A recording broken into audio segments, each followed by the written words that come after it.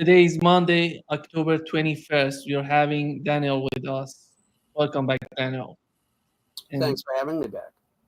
let's get started with the Russian foreign policy in the Middle East. Do you think, with the current phase of the conflict, we are having the conflict in between Israel and Lebanon, Iran, and in Gaza?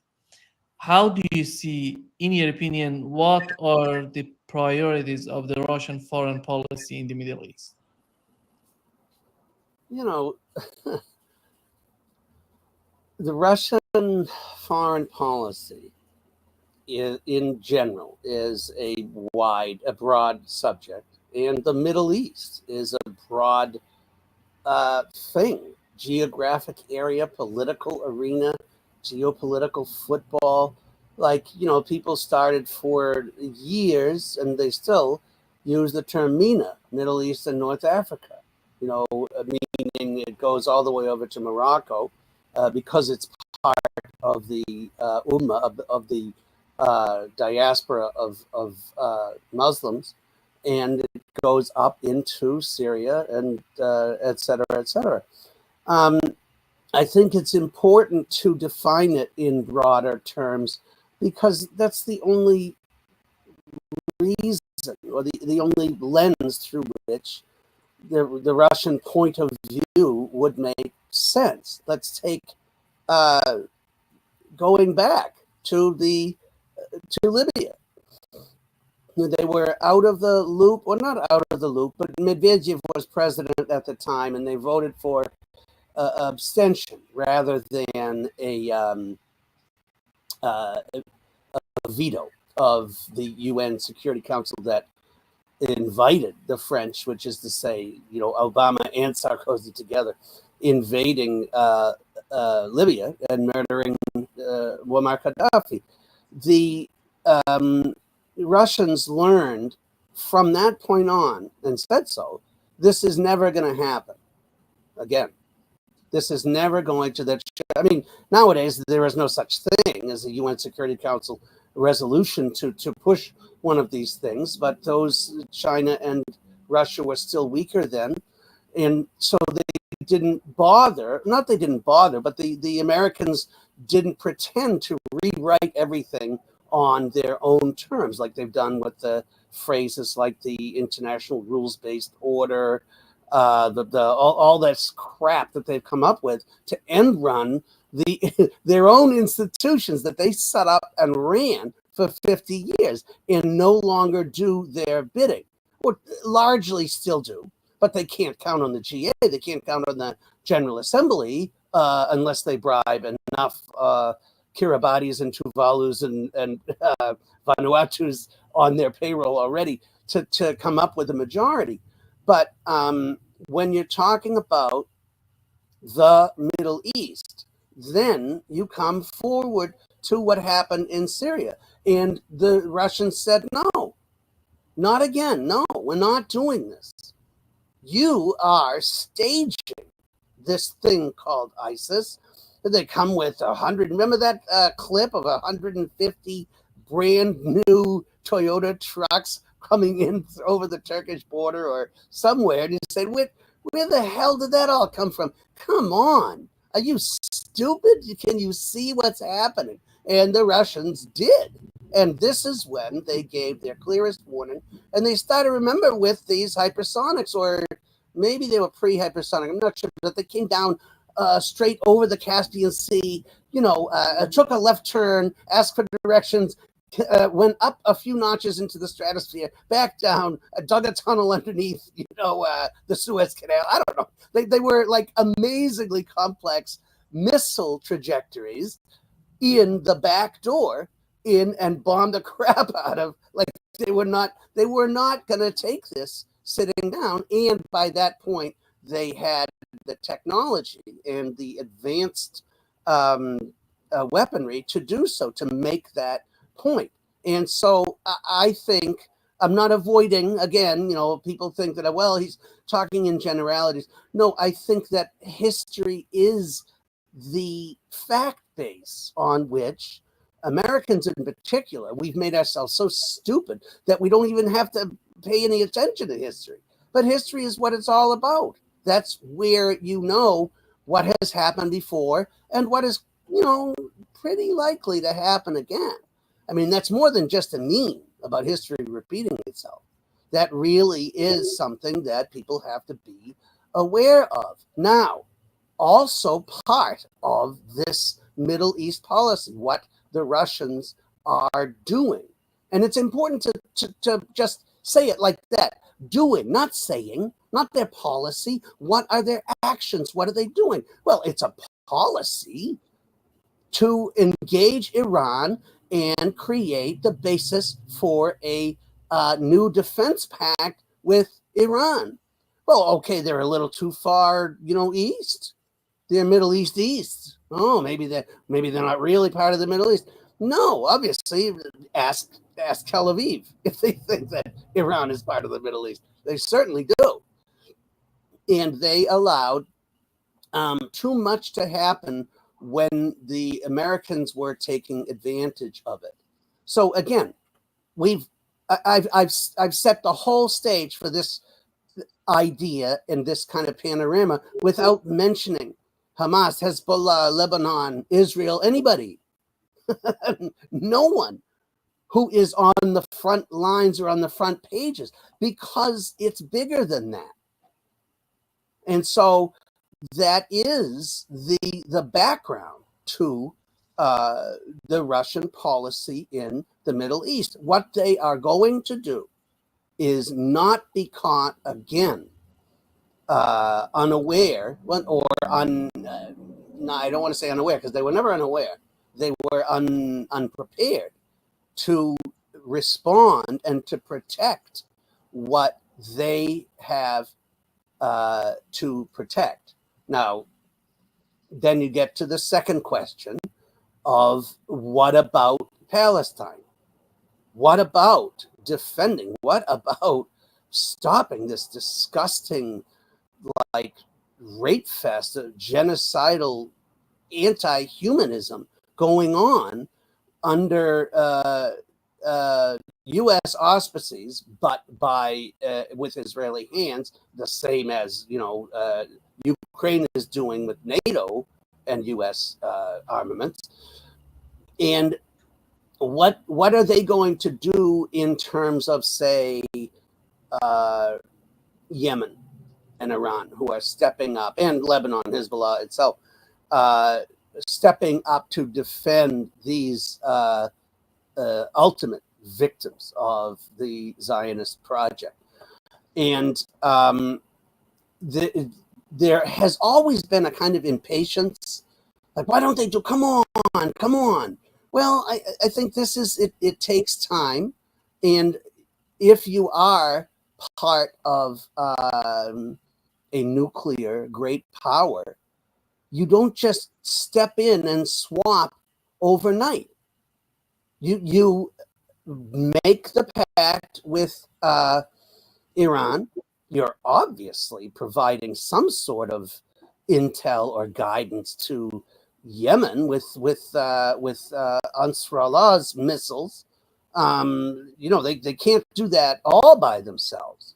And so I think that they are deeply involved in not allowing the Israelis with the U.S. to continue doing whatever they want in Palestine, because it means the same thing as doing whatever they want in Eastern Europe and doing whatever they want in Taiwan. The same it meant doing whatever they want in Southern Africa or in the Caribbean or in Cuba. They've done this. I think they're doing what they usually have done. Look at Kazan. Kazan is a policy. I mean, what happens over the next few days is absolutely huge in Kazan. I would say that is a policy. They're not making it about the Middle East. They're not making it even about the U.S. But that makes this is the slow but inevitable demise of this death spiral that is the U.S. empire. And, it's a steady thing, and it has its fast phases and slow, methodical phases, but it's unidirectional. It's not going backwards at any point that I can predict. And you talk about the BRICS summit. In your opinion, what's important about this summit, and what would be important in terms of what they're doing in the Middle East? I'm talking about focusing on the Middle East. What are they capable of doing in the Middle East? Well, there's the airport, that's important. And the planes touching down with all those people in them and the people getting out of them, and the actual presentation, the facts on the ground of 24, 26 heads of state meeting in this clear attempt to create a new multipolar world order. And again, I really don't think that the BRICS summit will come out with a decree about what needs to happen in Palestine. They may, but I don't. I think that is an obvious thing for almost everyone present. In fact, I can't think of anyone who is going. I mean, would Modi? I don't know. I think it is on the minds of everybody there.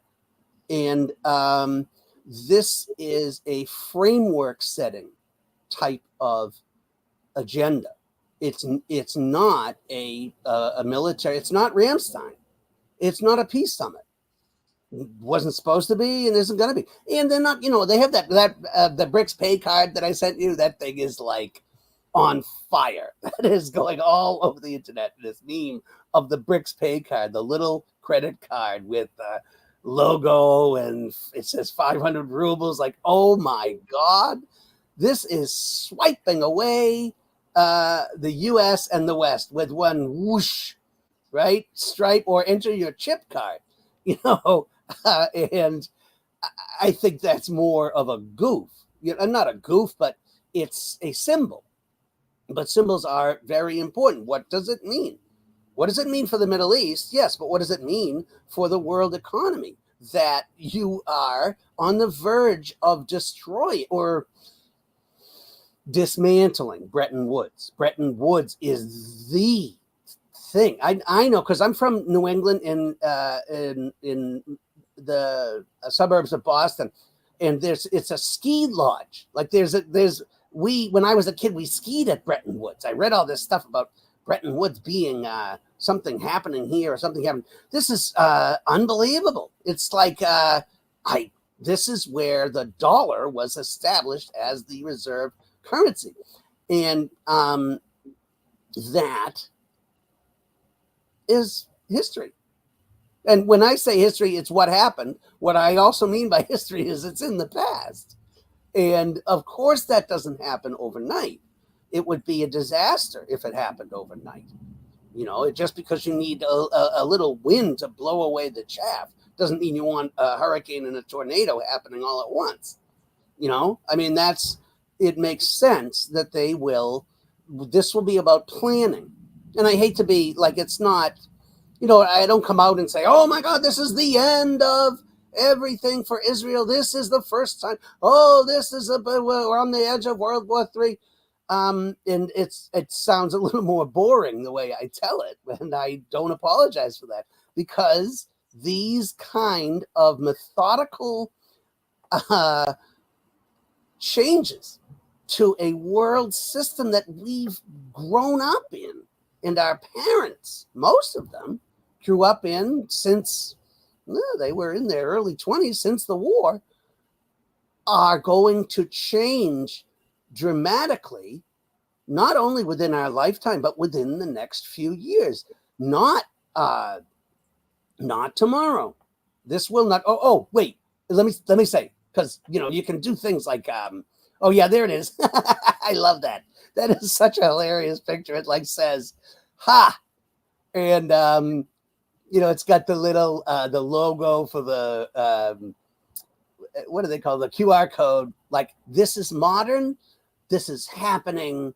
You probably can't be more than 12 years old, or you won't understand what this means. This is, take a picture and you will be owning this new money, and it's such an exciting thing. And that is a completely legitimate.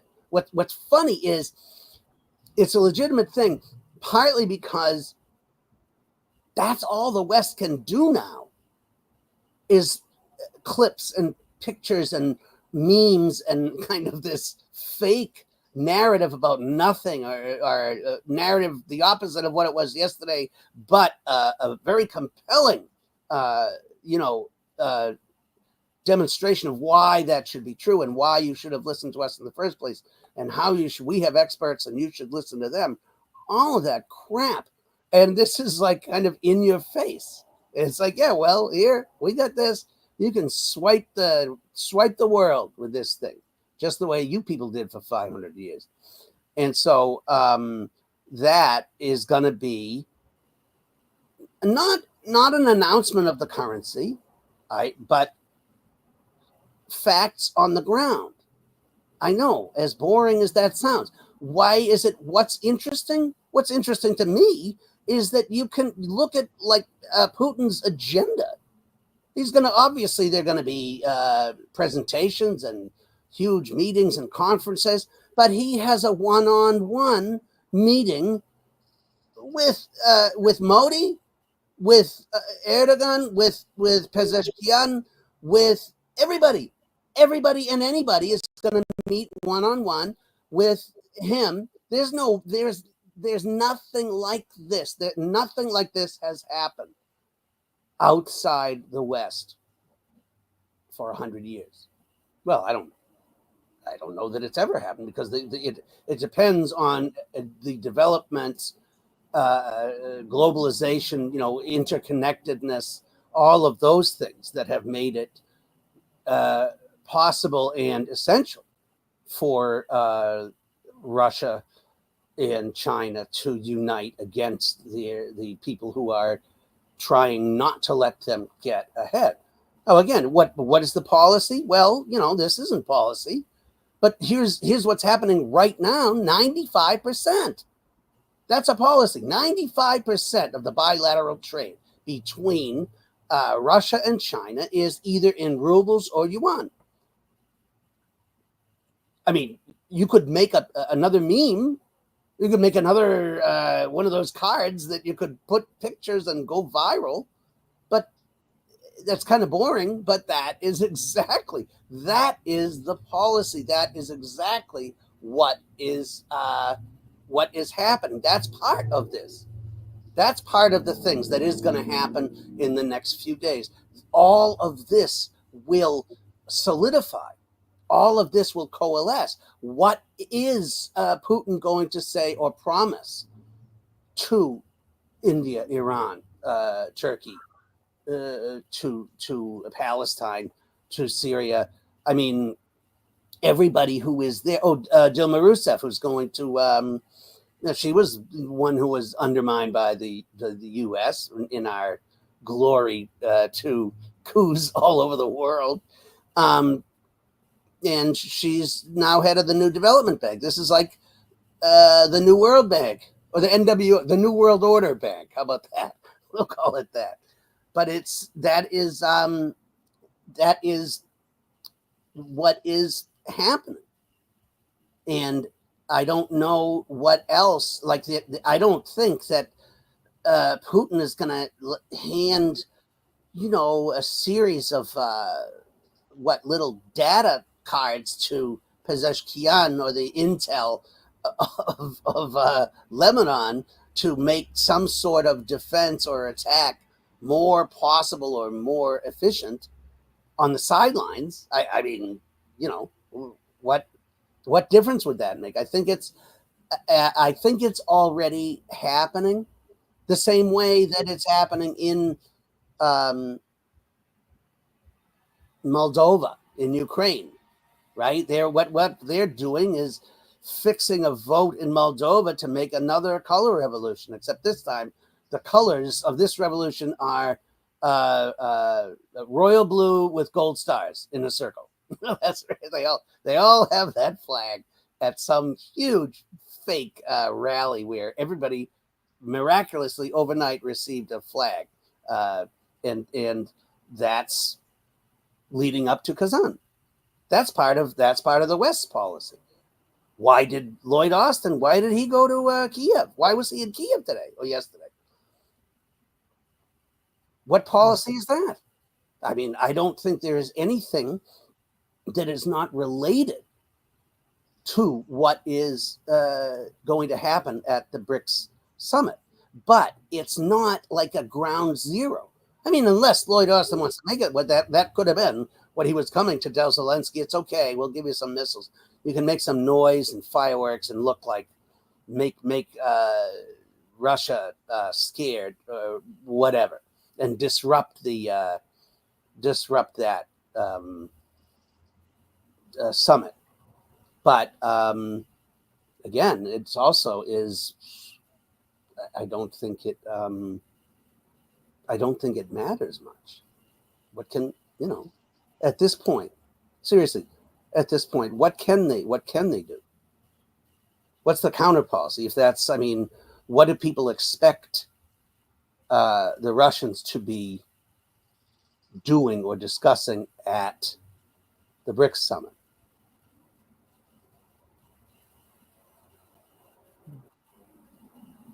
I don't know. Iran's president Pezeshkian, he was addressing the United States. He was talking that the problems they're having with the United States. I'm quoting him that he said that we didn't build military bases on your border. We didn't sanction your country into isolation and economic devastation. We didn't starve your people of medicine. We didn't assassinate your military leaders and officials. You did this to us. And when you look at the Russian ambassador to the United Kingdom, he's talking about if you want to stop this conflict in Ukraine, simply you stop sending weapons to Ukraine. It's gonna stop. It's gonna put an end to the conflict in Ukraine. The same thing is happening in the Middle East. You see, as you mentioned, Russia and China, and right now Iran. They're not just they're trying to do their best to talk with Washington, to communicate with them, but there is nobody in Washington hearing them. And it seems that at the end of the day, they have to decide about their region. They have to decide what's going to be their policy, just ignoring what the United States wants, because the United States is not considering any of these concerns coming out of Iran, Russia, and China. Right. Do you think, is there any solution for these three countries? Yes. To communicate with the United States, or they're getting to the point of no return? Oh, I answered too quickly. No, there is no solution to communicate with the United States. No, and I think they have gone. I to the point of no return sounds ominous, but I would say to the point where there is no going back, and I think that's a matter for history, not for nuclear war. I think that they have tried. Chinese foreign minister called up the Israeli foreign minister, and said, "Hey, this has got to end. Like, we got to talk. We got to figure out how to cut the, to ceasefire, blah, blah, blah." And what you quoted about President Pezeshkian and Putin saying, is all the same. It's a single. It's not single because, like you said, it's born and bred in each of their regions for their own defense, the defense of their people, the defense of their contiguous nations, their interests, their future, their economies, and there is a chorus that is in unison, even though it's separately triggered, talking the same way to the Americans. And all it is, there's only one thing. They're saying, stop. Just stop. What can we do about all this? Don't. Oh, you're being oversimple. That isn't. But okay, let's try another word. Stop. I mean, what? Stop what? Well, okay. Let's say you stop taking over countries, putting 1,000 bases on the world, that is surrounding China, surrounding Russia, surrounding Iran. We had, this is a meme when, before the Democrats were taken over by the same neocons, when it was kind of an in-house left-ish anti-war thing, to have the meme of the map of Iran and then the dots of U.S. flags with all the bases in, Afghanistan, Pakistan, all around the border, and say, well, look who's a threat to world peace. Look how close these people put their country to our bases. They're dangerous. And it was hilarious for a while because it's obvious crap. You don't surround a foreign country with bases and then say that they are the danger. It's the most ridiculous. It's so irrational. It's almost psychotic.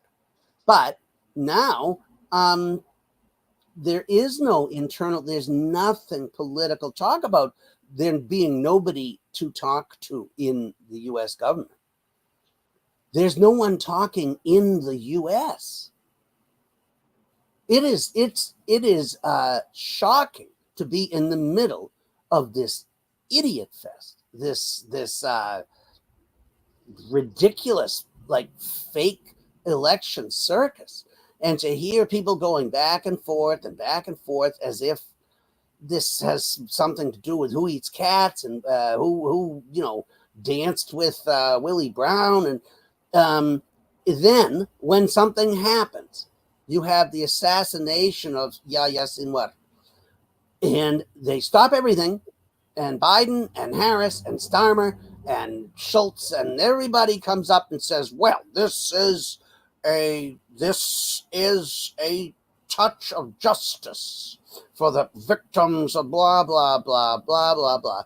The only distinction, the only time they have anything to say, just paints themselves with that same brush over and over and over again. So that if anyone else in the world does take time to listen to what's happening during this election cycle, they heard, there it goes again. Look what they're doing. That's what they might cut off the bombs they're sending to Israel after the election. Well, what the hell does that mean? That's the stupidest thing. It's totally meaningless. And guess what? The U.S. election may be important in, this is like the carvers up of the spoils of Berlin. I don't even know what to call it. Who's got their hands on the levers of control? But being forced to rejoice over the murder of Sinwar is, and then not saying how interesting that is. That should be right in sync with the Hezbollah missile that landed on Netanyahu's home. But no, that was, of course, an errant terrorist, yada, yada, yada, whatever. In the American context, this is one of the first times that it will have an actual impact. This Michigan is one of the biggest swing states, what they call in the U.S. election cycle, in this ridiculous like I'm not going to say democracy because it's an oligarchic puzzle, but it goes state by state. You have to add up those electoral votes, and the winner gets. It has nothing to do with the popular vote, except by totaling the electoral votes and all those.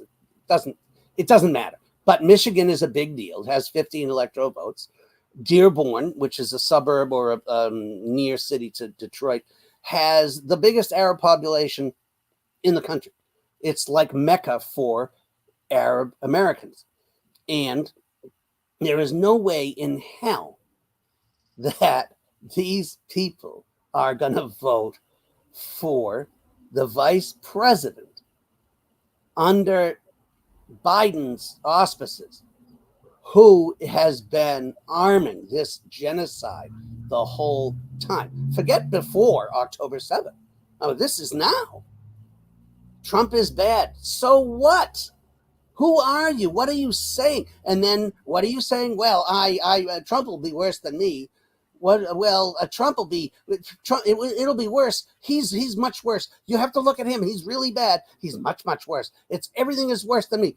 Oh, sorry. Interrupt for a moment to rejoice over the slaughter of Yahya Sinwar. There you go. There you go. Now we know what you stand for. We know whose interests you are pursuing right now, even though you're pretending you're not, and therefore what you're going to pursue after November 5th. Why in God's name would we go and vote for you? And if she has a low turnout, either with blank ballots or a higher vote for Jill Stein, in Michigan, Trump doesn't even have to win Pennsylvania. That's it. Election's over.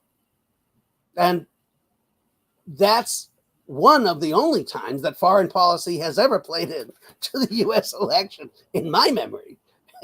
It's impossible, except for Reagan's October surprise with Carter. That was a big deal, and he didn't even go to jail for that.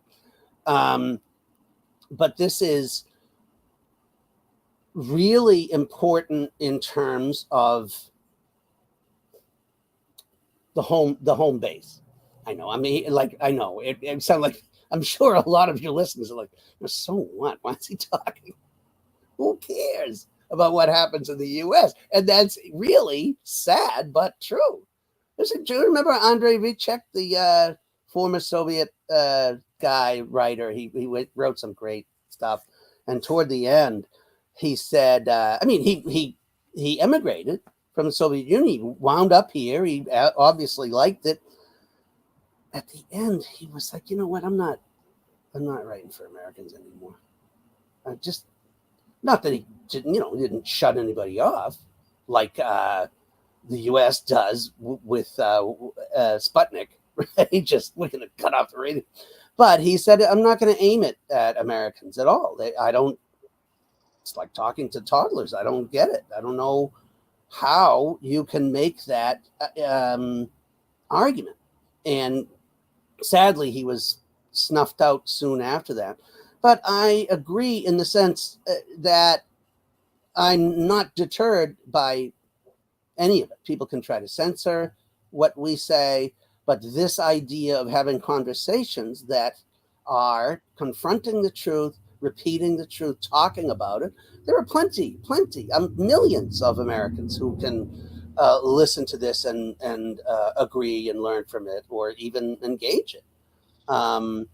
And so I think that is important. But again, as I keep saying, and I've done this for like maybe 20 years, kind of ended with the idea that we're on the spiral. And people think I'm lying or something because he's predicting the end of this empire for 2 decades. Like, what the hell? When is he going to get it through his head that it's not dying? Well, I never thought I'd see the end of it. Really, never thought. I thought I was committed to this as a unilateral historical inevitability. Not that I would see it happen. I was just had to be on the right side of history for what, Nima? I don't know. I don't know if we get written up. maybe it's a heaven thing. Who knows? But yeah, I'm not religious. But I think we are on the verge of seeing something very different. You know? When it comes to both conflicts in the Middle East and in Ukraine, there is a country which is so important, which is so supportive of Ukraine and Israel in the European Union, Germany. When you look at Germany right now, do you see, first of all, what's the reason of being so supportive to Israel? And what's the point in their mind, in your opinion? Why are they doing this? Why are they helping Israel? Because when you look at other European countries, they are not that much involved as Germany is right now. In Ukraine as well, how we can understand this behavior, in your opinion? It's a very tough question. The one about Israel is self-evident, even if it's not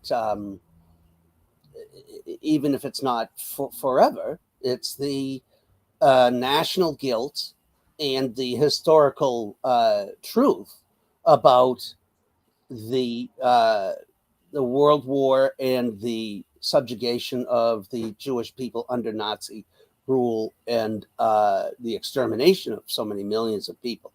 That has become something that it is unseemly for the Germans to live down in any way.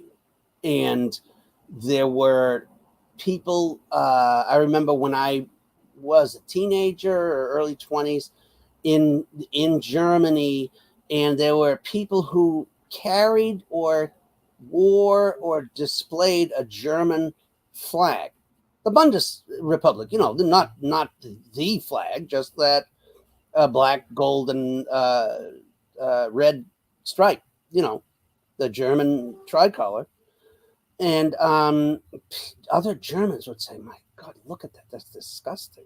He's obviously a closet Nazi," you know. And you would have what I think I've talked on your show about it a couple of times, the concept of "Wir sind es nicht gewesen." Wir sind es nicht gewesen. It wasn't us, which was the next generation, the post-boomers, saying, "You know what? I'm sick of carrying around this burden. It's not our fault. You guys did it. Don't you tell us what to think or what to do." And that was rejected by the left at the time as horrifically self-denying or self-involved. So this has grown something that is absolutely impenetrable. This is why when you have, the amount of arms going to Israel since October 7th, I think 70% of it comes, or 69% comes from the United States, 30% comes from Germany. That's what they do. And it has definitely has been making inroads much more. I shouldn't be down on the Germans because it's 10 times more open-minded about it than the US. Now, of course, they don't have the lobby as entrenched as we do, but there is no discussion at all about how Zionism is equated with Nazism, or that you cannot pretend to be against this kind of extermination and repression and then fund and arm the same thing from here forward. That is insane. And there's no history. History would prove that that's wrong, not back you on it, and that is happening more of an extent in Germany, certainly than in the US, but it's not enough to change that basic understanding of the history and the policy that it demands. as far as Ukraine goes, I think it's part of the same loaf of bread. You can cut it any way you want, but you still have slices of the same crap. You know, you have a political class whose foreign policy starts with, let's face it, the Nazis who were left over. NATO was the first employer of all these ex-Nazis from its beginning. You have that CDU, the CSU, Christliche Sozialunion, the Bavarian outreach, well, the locals of the Christian Democratic Union, the conservatives. And their beginning database was like 75% were ex-Nazi members. Like there is a huge underpinning of this belief that continuing on to Moscow was the correct historical duty of the West after defeating Germany. And they didn't do it. So you have, how do these forces of history kind of reveal themselves? How do they bubble up to the top? And this is one of the ways. And imagine from the other perspective how this looks to Russians. You're having leopards, you're having German tanks in Kursk, which was one of the most pivotal areas of death and destruction that flipped the tide of the war and brought the Russians forward to Berlin. And now you just are, again, supposed to, you can't look at any of that history. You can't know, like, how dare you? What are you, crazy? That you think that it's gonna, what happened last time? Well, we should have kept going, but we didn't. That's not what we mean. We're just helping promote democracy. Yes. And we're stopping Russian aggression. No, you're not. You're trying to get nuclear bombs as close to Moscow as you can without driving them through and putting them on the red square. And the historical underpinnings are incredibly important. And I don't think you can, I can be accused of being lazy, intellectually, like, I know the history. I don't really have to read anything new, but it does help color in the background. It's like, why Germany? Now, again, there are other questions that you can ask, like, okay, then why would they joined, or Schultz did, I don't know who else, or I don't know about the current underpinnings of local politics in Germany that as much as I used to, but it took them forever to admit that it was obviously the US that blew up that stupid, gas pipeline.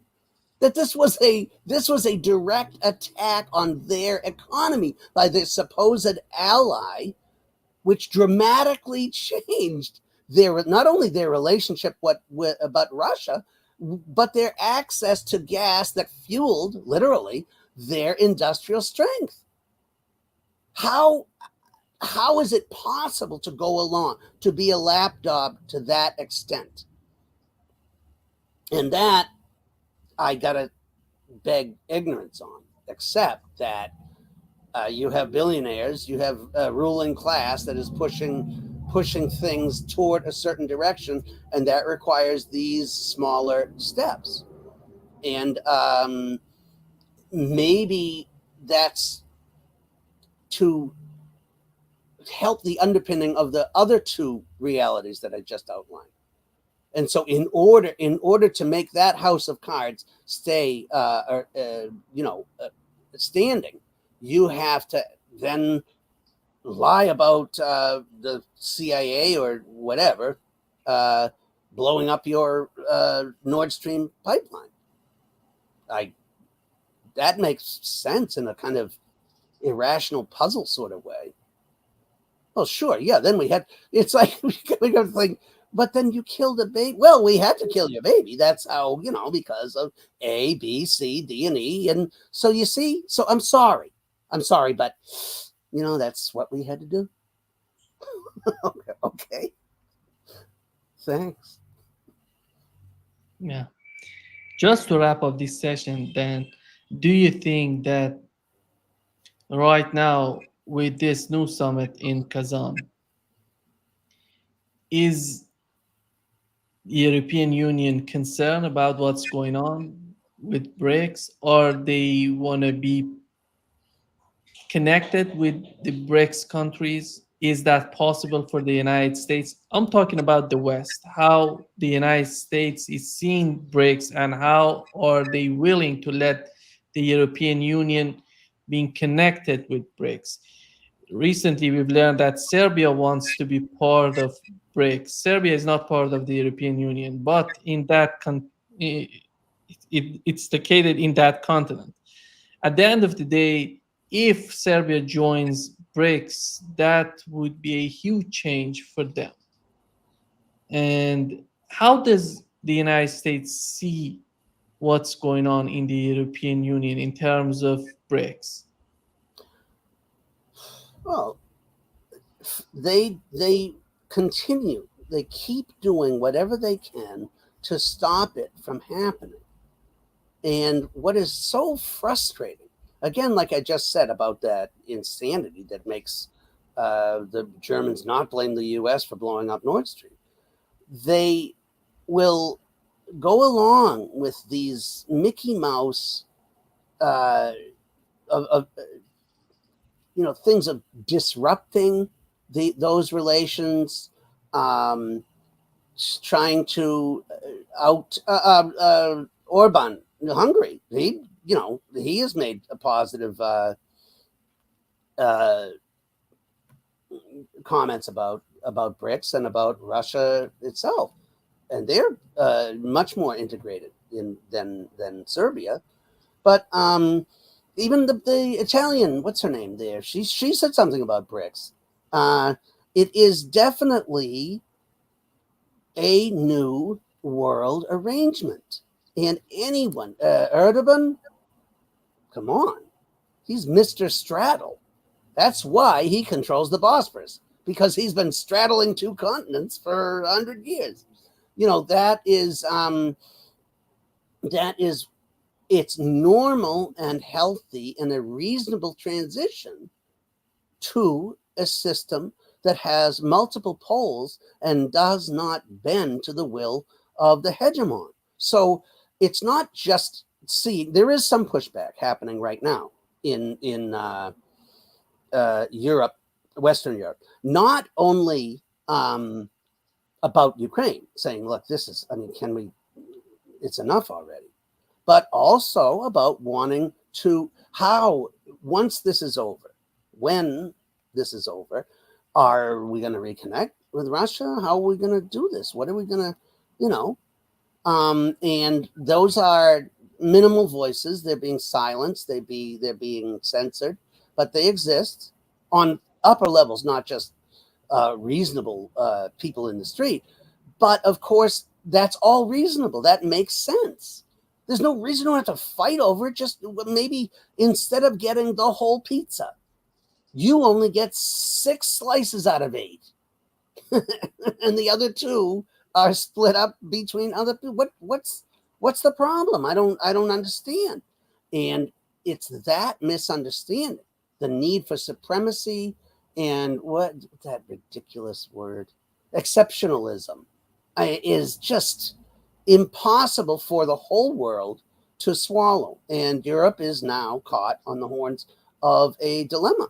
How are they going to come out of this? One of the things is that there will be a transition and a staged change. There will be countries that do, Serbia and maybe Italy under different leadership, etc., that lean more that way, especially as it becomes uh, obvious that you're not going to have the dollar forever anymore.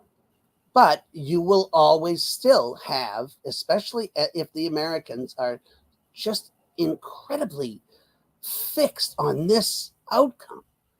I mean, look at this ridiculous vote in Moldova that they had. It came out to 50.2 to 49.73 in favor. First of all, that's really bad. That's not even, if it were true, that would not be an overwhelming majority in favor of joining the union. Of course, it doesn't include Transnistria at all, right? And they had something like 234 foreign polling stations in other embassies in other countries, only 2 of which were in Russia, where like 300,000 or 400,000 Moldovans live. So they only had 10,000 votes that got sent back from Russia, because that would be heavily in favor of not joining the EU. So the whole thing was a fraud. But they poke and poke and poke. Let's do something ridiculous, because nobody wants. Nobody wants Moldova, another basket case with weird borders. They're not going to just pick them up and put them in the EU. Same thing as with Ukraine. They didn't want, Portugal, right? They didn't want, Greece back when they were the southern countries, and it was like, oh, I don't know. Then they're having a hard time. They want people whose business model makes them richer and does what they want. They don't want another basket case. And so the Americans, and I don't have any tapes of them planning this over the phone, but I can say that I'm not a court, I'm not a judge. I think it was most likely Americans involved in telling them, this is awesome. We'll make Russia look really bad. We'll help Ukraine by having Moldova vote to join. and then we can get what? We'll get them to Article 5. No, EU is not NATO. Well, I know, but you could do it. We could article NATO. Just like Zelensky's victory plan is, more nuclear weapons and more of your kids. That's what we need, and we could win in a minute. Thanks. I think the acting studio is here. They need to talk to you. We're done. And that's where I think it stands. We're done. But I always end with, maybe I'm wrong. I usually am.